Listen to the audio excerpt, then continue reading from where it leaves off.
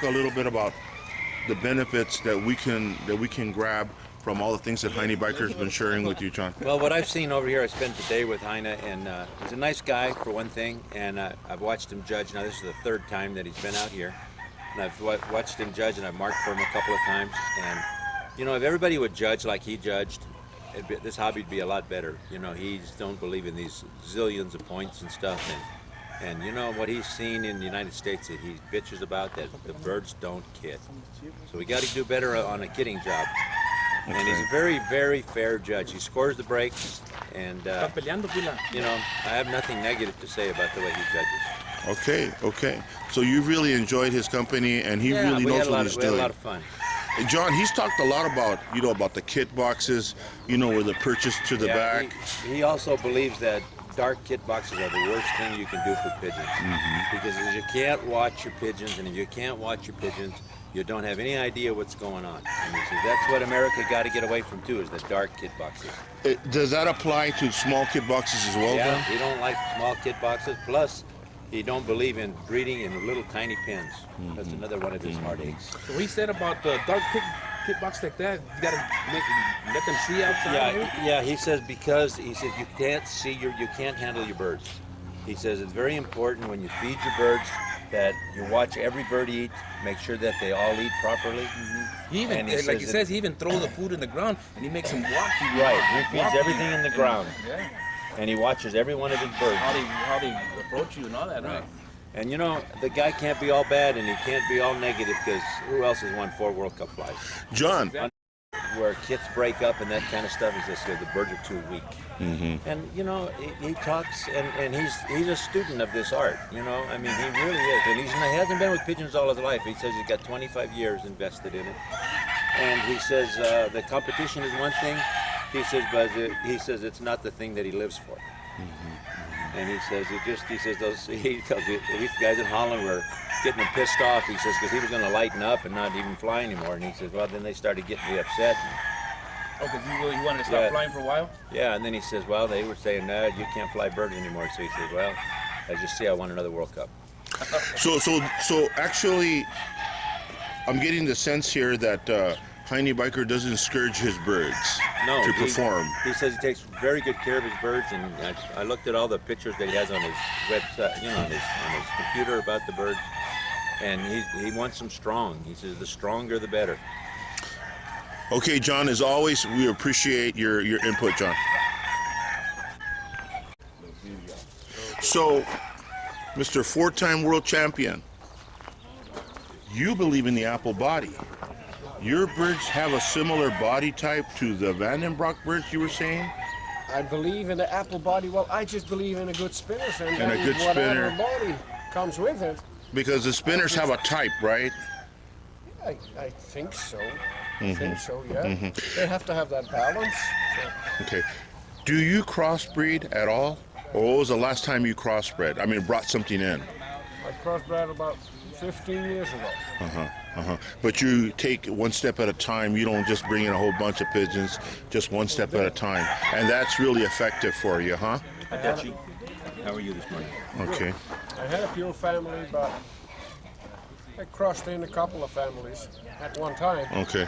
Because I could get those birds. They were old birds already. So you started off with the Bill Barrett birds? Okay, he died in 92? I think so. I never met him. You never met him? But you got the family of birds. Of other guys and other guys. They told me that they were of Barrett birds. So for the rest, I don't know. Yeah. Well, you have done a great showing, you know, with your birds. And I talked to John earlier that you don't really scourge the birds. You don't believe in small kit boxes. You don't believe in none of that stuff. You believe that the kit boxes should be airy, and you should be able to manage those birds and really be observant to those birds. Kit boxes have to be open so that you can always, when you're with your birds, you have to see them, scan them. That's important in this hobby. I think that America, what they do is they only watch them in the air, and they don't get any information out of the kit birds on the floor or in the kit box. That applies to breeders as well. how the breeders are. Everything. You Everything. have to scan your bird. If you are a manager and if you are a coach, you have to get to know your birds. So the more time you spend with them, the more you scan them, the better. That's important. I noticed something in the NBRC magazine. It's a good magazine, by the way. It's one of the best in the country. They took pictures of your kit birds, and I noticed that they were more blue checker, ball heads. Is there a reason for that? I just happen to get that kind of color. But you have different colors, right? You have different colors like tortoiseshells and red checkers. Yeah, got all colors, But the blue checkers seem to be dominant in your stock loft. well, blue checkers, red checkers, black outside, black badges, something like that. Yeah.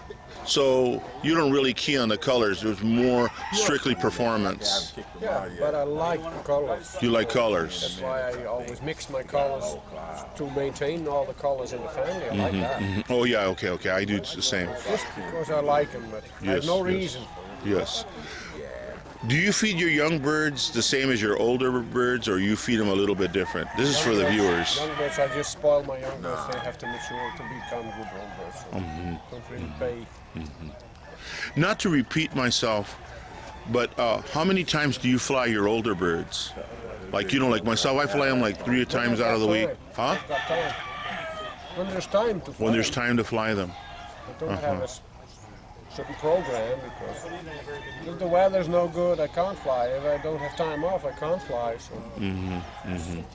depends on that. I'm not retired or professional or whatever. I just do when there's extra time. When there's extra time. So how many pairs do you have down? How many pairs do you put down, to produce these fantastic kits that you've been producing? Always about 8 to 10 pairs. Really? You don't need more. You don't need any more than that? 2 rounds for your first team of young birds and the next 2 rounds for the second team of young birds, and you're finished. Nobody can handle more birds. They say that the weather is Birmingham weather over there where you live. Is it true or is it a lie? No, that's just a lie. It's a lie. It's a lie. Huh? So how about you guys over here complain sometimes about the hot weather, and we complain about the cold weather.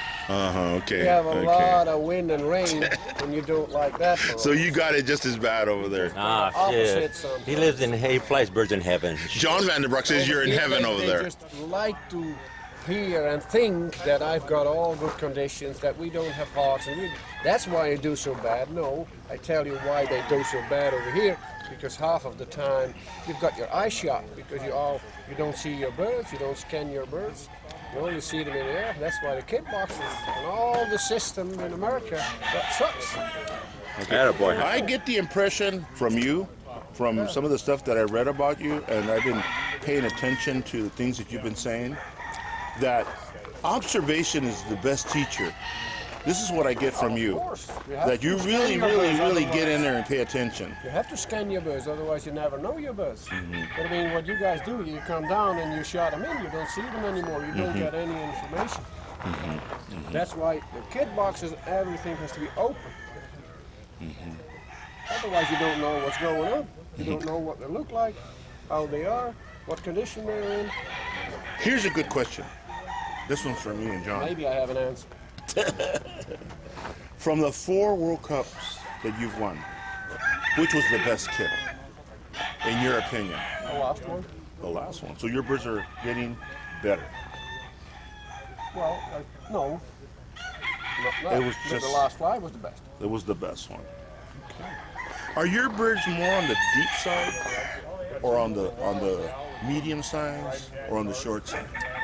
Because some people say Year-round training. I've got a nice depth, and if they're really hot and on, they commit to the roll, then they're nice deep.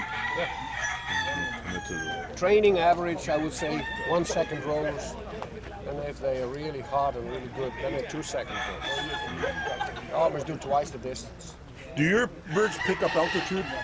Over there where you lived, I mean, do they go up or they stay down? Stay down. They stay down. You think that's bred into them or it's your training? We are into them. Okay, here's the final one. Collective rolling. Is this something that you breed for? Yeah. How long do you fly them out before you say, okay, man, I'm getting this one out of the kit box. He's going into the bullpen. This is the last one I'm going to ask you. Next, again, the question. Okay. How long do you fly them out before you say, okay, man, this bird is awesome. I'm going to pull them out of the kit box and I'm going to use them now as a breeder? Well, at least 2 years, and they're really awesome. Try them again. You refly your birds, right? You Yeah. put your breeders back up into the air? Like Bill Barrett, lock, stock, and barrel? I try to. They always think that I fly old birds, breeders for competition, but I don't. Okay. But I do refly. Every breeder. You do fly some of the breeders. I always fly my breeders just to get them back in shape and just. Get them back in shape. Okay. Okay, that's something that we can't do out here with the BOPs. Oh, we have BOPs. You do? I Huh? do it though. We have a lot of Really? BOPs. Yeah, I take some old We birds. have the All right, same then. kind of falcons and hawks. You have the and same yellow. problem out there. Oh, yes. Oh, yes. All right. So, but you, I lose a lot of birds every year. so you do a little bit like the way But I mean, you're. you have to fly them, and I try to refly my breeders on as much condition. So I try to fly maybe 1 in the morning. Or if some of the other birds were caught, and I think, well, they might be safe. I only want to fly them just to see them Okay, I for a get you. I short get time, you. and then I lock them Yeah, in. I used to do that too. Okay, but here's the thing. Here's the thing. Well, that was the final question.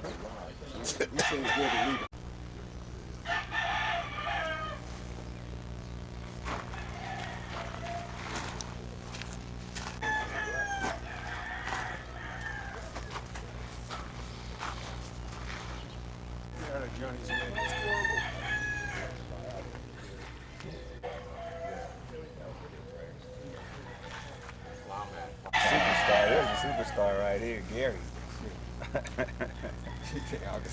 Hey.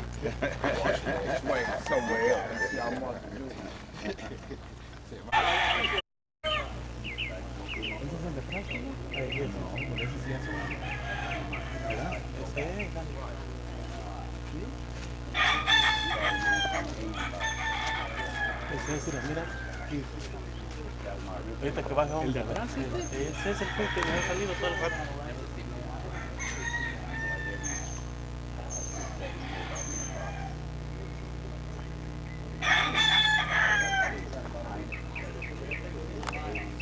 Lo último que habrá, vámonos.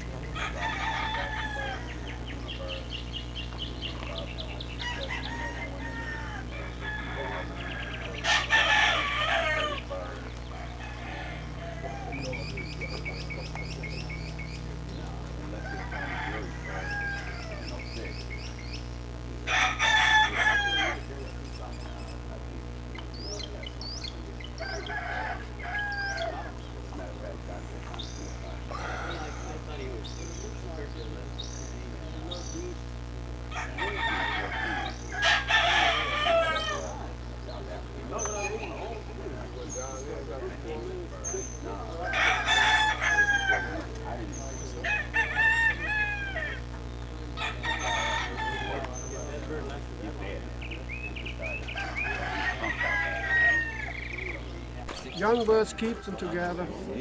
Second year, when they start, sex kicks in. They separate hens and cocks, but leave the teams together. Hens and cocks don't fool around with competition because you don't know yet what they're worth. You have to study them 2 years with the less problems, normal food, no crazy food, just normal, healthy, basic fit. If they are fit and healthy, that's it. You don't have to feed them crazy things or whatever that might do something to it. No, it's just healthy, good food. And if you think they need a mix some days, give them that mix, whatever. I mean, just healthy, but keep it simple. so that your birds can tell you what they're worth. Is it alive? Yeah. But if you swap teams all the time, and hens and cocks, well, then the boys think about sex, and then you split them up. You only confuse them, you know? Break their heart once you take the cocks out of the hens. Whatever you do, when you do something that disturbs them, you only want to know if you've got good birds. And if you've studied them for 2 years, then after the 2 years you have a mature bird that you like. And then you keep. And then you have another at least 6, 7 years to work with those birds. Because they can last 8 years easy. So, but I mean, the first 2 years, please, no fooling around, no competition. And if you want to fly competition with yearlings, then do it either with the hens or either with the cocks. If you keep swapping them and all that, it only disturbs the team, you know. They are used to their own team. If you put new birds in and take them out, it only disturbs them. And you want answers. You want answers from your birds. How good are you? How many birds do you usually fly in a kit? Just 20, or you have a couple extras? Yeah, sometimes less. I try to start with, like I said, 2 rounds of young birds. That's my first kit. 2 rounds of youngsters. That's the second kit. Sometimes it's 24, sometimes it's 34. I mean, hawks and falcons, they got a lot of them, so you end up with maybe 15, 16 yearling hens and yearling cocks. Well, then you can add some little bit older cocklers to the cockler team, older hens to the hen team, that don't mix the sexes, but keep those yearlings together as much as possible. So after your birds have been in the kit for, let's say, a 2-year bird in your kit, if he doesn't show you after those 2 years what you're looking for, then you'll do away with him? Or? That's why I try to explain. If you do that like that for 2 years, and you just keep it simple and just give them that hour's training. At that age, they can show you what they got their most. And they should have shown you by that time. But I mean, if you do not screw around all the time, keeping it basic and simple. After 2 years, they ought to be able to give you their best. After 2 years, you ask yourself, what did I do wrong? Did I give them enough training? Didn't I fool around with them, whatever? And they should have shown you what they're worth for you in 2 years. In 2 years. I mean, maybe you need 3 years, but I mean, that's not a problem. If you still doubt, keep them. What age do you like to fly your kid? 2-year-old kid, 3-year-old kid, or they're all various in there? I enjoy my young birds. I enjoy the old birds. I don't just enjoy the hobby. It doesn't matter what. No, but you feel like your older birds, your 3-year-old birds, will give you a good, solid performance over, let's say, your younger birds? Yes, but they have to train them too. Sure. And I want to. Before I leave, and he doesn't even have a score. That's what I thought. Okay. You got to see the birds out here in Southern California. Is there anything that you could add? I know you and I talked about the size of the birds, like when you were at my house, and you know, I had the smaller bird, and I was explaining to you that, you know, the way I bred my family was for the individual spinner, you know, to get them down as small as possible. But now we're talking kit competition, and you were saying that you needed to get more bulk.